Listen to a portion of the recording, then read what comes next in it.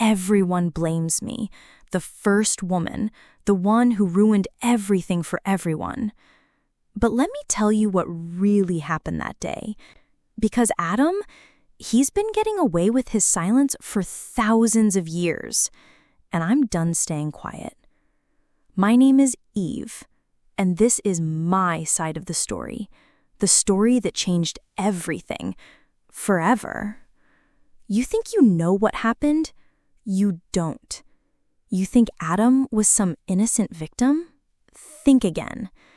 I made one choice, one moment of curiosity, and suddenly I'm responsible for every bad thing that's ever happened to humanity. But here's what they don't tell you. Adam was standing right there, watching, waiting. He could have stopped me. He didn't. He could have said no when I offered him the fruit. He didn't. Instead, he threw me under the bus the second God showed up. Literally pointed his finger at me and said, "She did it." After everything we'd been through together? But I'm getting ahead of myself. Let me take you back to the beginning, back to when I opened my eyes for the very first time, to a world so beautiful, so perfect, you can't even imagine it. A world where I talked face to face with God every single day, where animals were my friends, where shame didn't exist, where love was pure and untainted. Before the serpent, before the lie, before everything went wrong. You want to know what paradise actually looked like? You want to know what it felt like to be the first woman alive? To be created by God Himself for a purpose so beautiful it takes your breath away? And then to lose it all in one moment of doubt? Stick around, because this story will change how you see everything. How you see temptation, how you see relationships, how you see God's heart when His children mess up. And maybe, just maybe, it'll change how you see your own choices. Because trust me, you're facing the same temptations I did, the same lies, the same doubts. The question is, what are you going to do about it? I opened my eyes, and I saw colors that don't have names. Light dancing through leaves like liquid gold. Air so pure it sparkled. The first breath I ever took, it tasted like everything good. Like honeyed sunshine and morning dew. I'm looking around, trying to understand what I'm seeing. And then I see him. Adam. This person who looks like me but different. Strong, gentle, beautiful. He's smiling at me like I'm the most incredible thing he's ever seen. And when he speaks, his voice is warm honey and rolling thunder. You're here. You're finally here. I try to speak. My own voice surprises me. It's music I've never heard before. Who am I?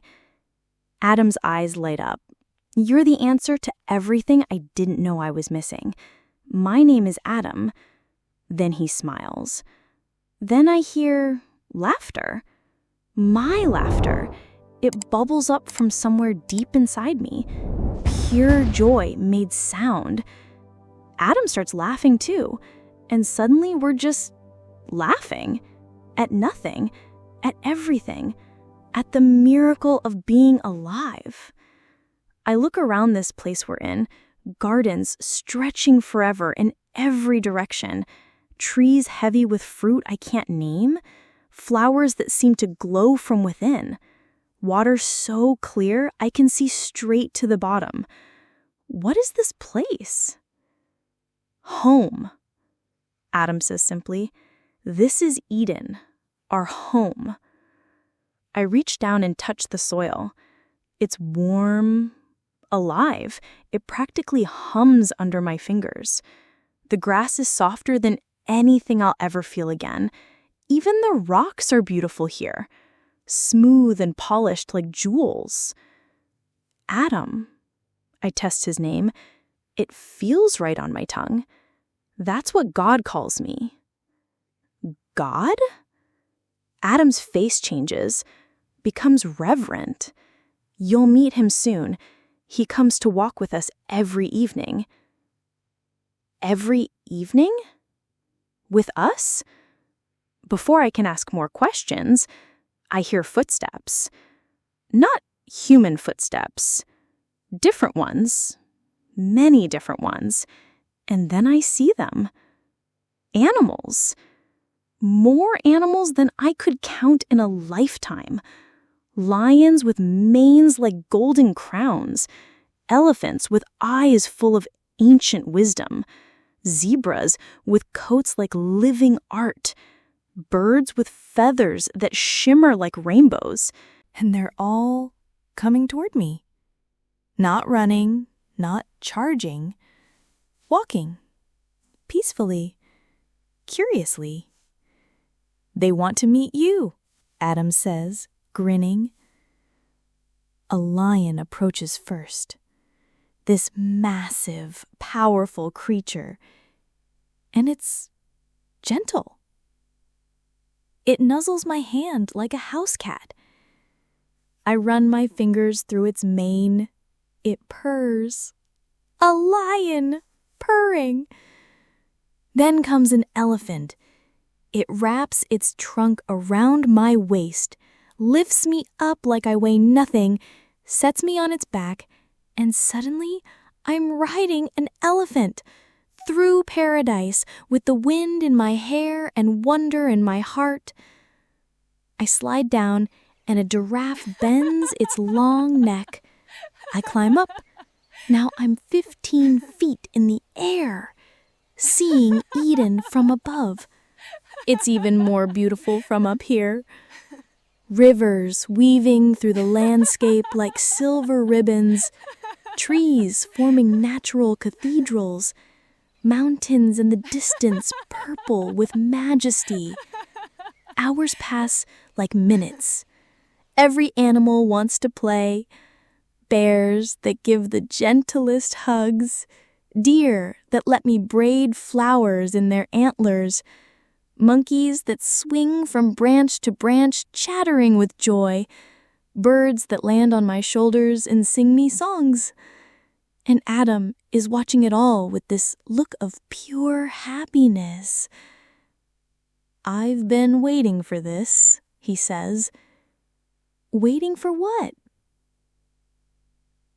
For someone to share all this with. For you. Then he tells me the most incredible thing. God made you from me. You're part of me, Eve. Eve. That's not my name yet, but somehow I know it will be. From you? From my rib. While I was sleeping, God took part of me and made you. My hand goes to my chest, right where my heart is beating. That's why, Adam continues, when I saw you, I knew immediately. Knew what? That you are bone of my bone, flesh of my flesh. The words send shivers through me, not because they're strange, because they're true. I do feel connected to him, intrinsically, completely, like we're two halves of the same whole. Woman, Adam says softly, that's what you are, because you came from man. Woman. I like it. I look down at myself, at Adam. We're both uncovered, completely natural, completely unashamed. It doesn't occur to me to be embarrassed. Why would I be? This is how God made us. This is how we're supposed to be. Perfect, innocent, unashamed. The sun is starting to set, painting the sky in impossible colors, pink and gold and purple and orange, all blending together like watercolors. "He's coming," Adam says quietly. "Who?" "God." And then I hear it. Footsteps unlike any other footsteps I'll ever hear. Footsteps that make the very ground sing. I'm about to meet my Creator, the one who thought me up, who formed me with his own hands, who breathed life into me. My heart is racing, but not with fear, with anticipation, with joy, with love I don't even understand yet. This is it. This is the moment everything becomes real. God's presence fills everything. The air shimmers when he approaches. Every flower turns toward him like he's the sun. Even the animals go quiet. Not scared quiet, reverent quiet. And when I see him, I understand immediately why Adam's voice changed. He's everything. Beautiful beyond description, powerful beyond imagination, but also gentle, so incredibly gentle. "My daughter," he says to me. His voice is like music made of light. "Father," I whisper back. It's the most natural thing I've ever said. He sits with us under the tree of life, tells me the story of my creation, how he saw that Adam needed a companion, how he designed me specifically for this moment, this life, this love, this purpose. "You are my idea, Eve," he says. My idea. Not an afterthought, not a last-minute addition. A deliberate, intentional, beautiful idea. I feel so special, so loved, so wanted. God walks with us through the garden, shows me things Adam has already seen, but everything feels new through my eyes. "Those rivers," God explains, "they flow out from here and become 4 great rivers." Adam points them out. Pishon, Gihon, Hiddekel, Euphrates. "You named them?" I asked. "I name everything," Adam says, proudly. And that's when I realize just how long he's been here, how many animals he's already named, how many days he spent alone waiting for me. "Show her," God says with a smile. Adam calls out, and animals start coming, one by one. That's a leopard. Those are gazelles. That's a rhinoceros. Each name perfect, each name fitting. "How do you know what to call them?" I asked. Adam shrugs. "I just know. God gave me the ability." I watch him work, this incredible man, strong enough to lead, gentle enough to care, smart enough to name everything in creation, and God, Father, made me to be his partner. Days pass in this rhythm. Mornings exploring, afternoons playing, evenings walking with God. Every day perfect, every moment a gift. I learn that we have only one rule. One. See those 2 trees? Adam points them out. The tree of life and the tree of the knowledge of good and evil. "They're beautiful," I say. They are, more beautiful than any other trees. Their fruit looks different, almost glowing. "We can eat from every tree in the garden," Adam explains. "Every tree except one. The tree of the knowledge of good and evil." "Why?" Adam's face grows serious. "God said the day we eat from it, we will surely die." Die. I don't know what that word means yet, but something about it makes me shiver. "What about the tree of life?" "God didn't say we couldn't eat from it, but he didn't say we should either." I nod my okay. Makes sense to me. Why risk it when we have everything else? Hundreds of other fruit trees, every one more delicious than anything you could imagine. We spend our days in perfect harmony. Adam teaches me things, I discover new things. We make each other laugh until our sides hurt. We dance in the meadows, we swim in the rivers, we nap in the shade, and every evening, God joins us. These are the best moments. When the three of us sit together, God tells us stories about creation, about the stars he hung in place, about the mountains he carved with his fingers, about his love for us. You are the crown of creation, he tells us, made in my image, my representatives on earth. In his image. When I look at Adam, I can see it. When I look in the still water, I can see it in my own reflection. We look like him, not physically exactly, but something deeper, something in our souls, something that makes us different from all the animals, something that makes us capable of relationship with the Creator himself. I love these evening walks. They're the highlight of every day. God's presence, God's voice, God's attention, just for us. But lately, we've had another regular visitor, the serpent. He's different from the other animals, more intelligent, more curious. He asks more questions, and he seems particularly interested in those two special trees. At first, his questions seem innocent enough. What do you think those fruits taste like? Do you ever wonder why they look different? Aren't you curious about what makes them special? Adam and I just laugh it off. We have everything we need, I tell him. Why wonder about the one thing we can't have? But the serpent keeps coming back, and his questions keep getting more pointed, more tempting. If only I'd known what he was really after. If only I'd seen the trap he was setting. But how could I? I'd never encountered evil before. I didn't know it existed. None of us did. We were about to learn. The serpent is back again today, but something's different about him. His eyes are brighter, more focused, more calculating. Beautiful day, isn't it? He says casually. Adam and I are sitting by the river, watching fish swim in lazy circles. Every day is beautiful here, I reply.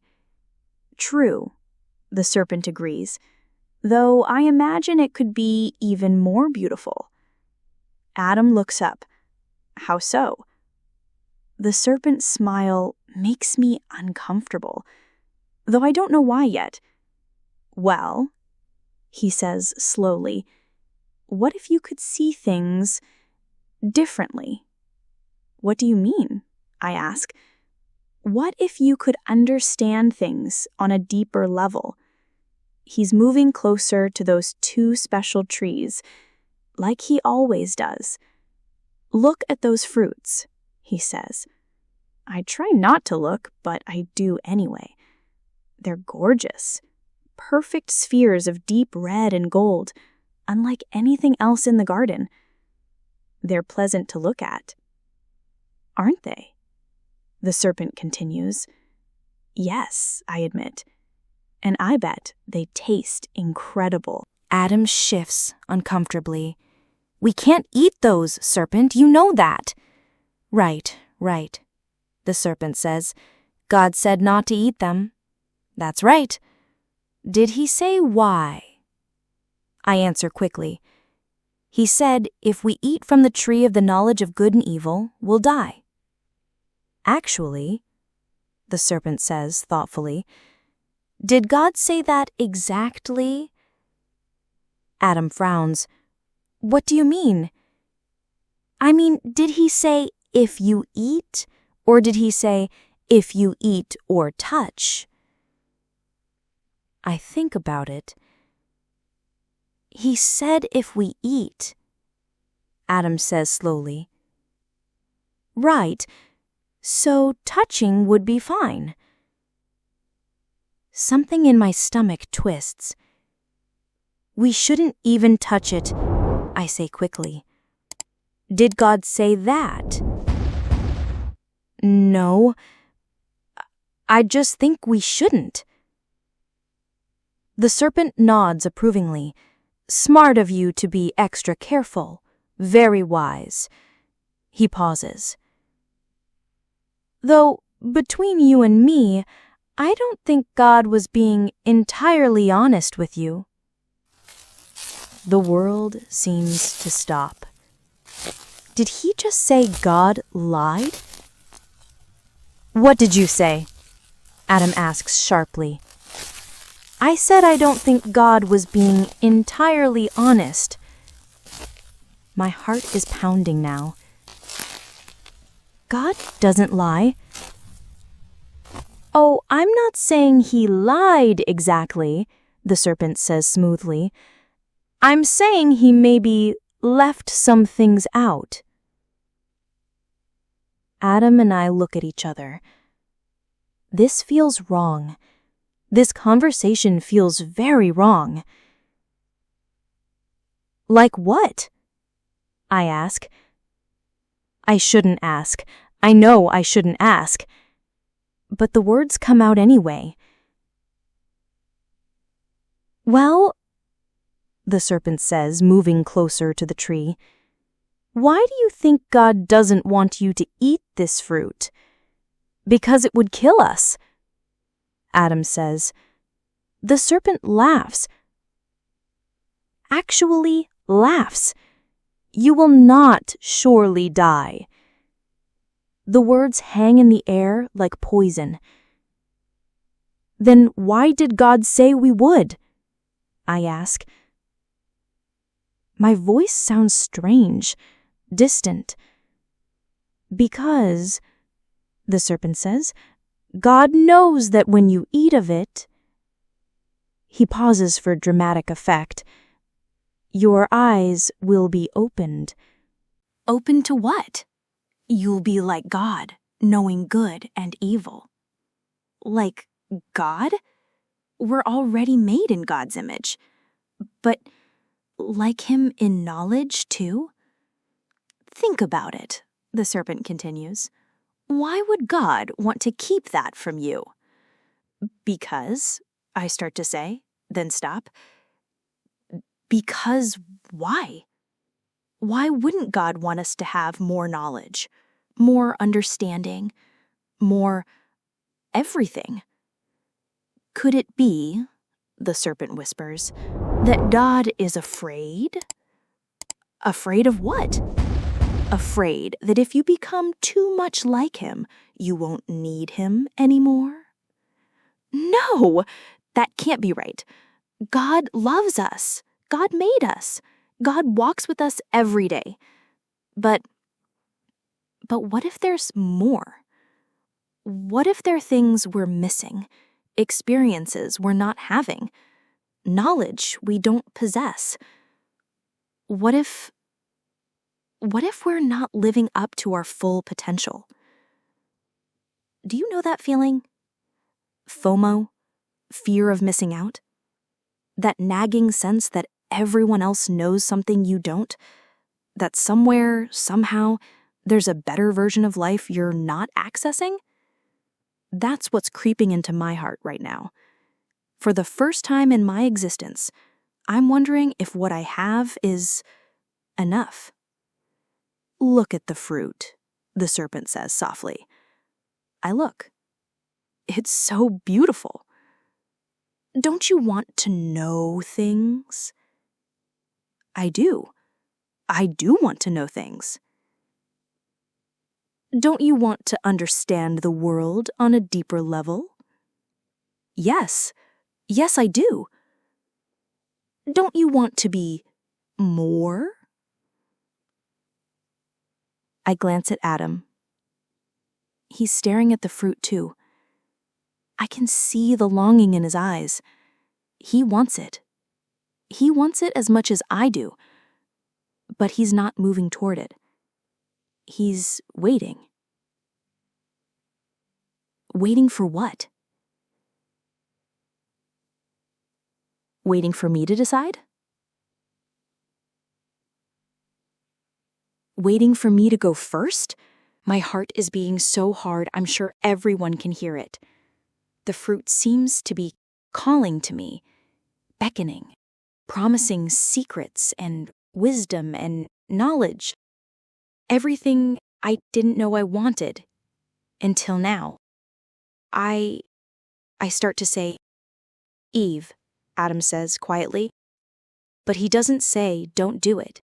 He doesn't say, "Let's walk away." He just says my name, like a question. Like he's asking what I'm going to do. Like he's hoping I'll be brave enough to do what he wants to do but can't. I take a step toward the tree. The serpent's smile gets wider.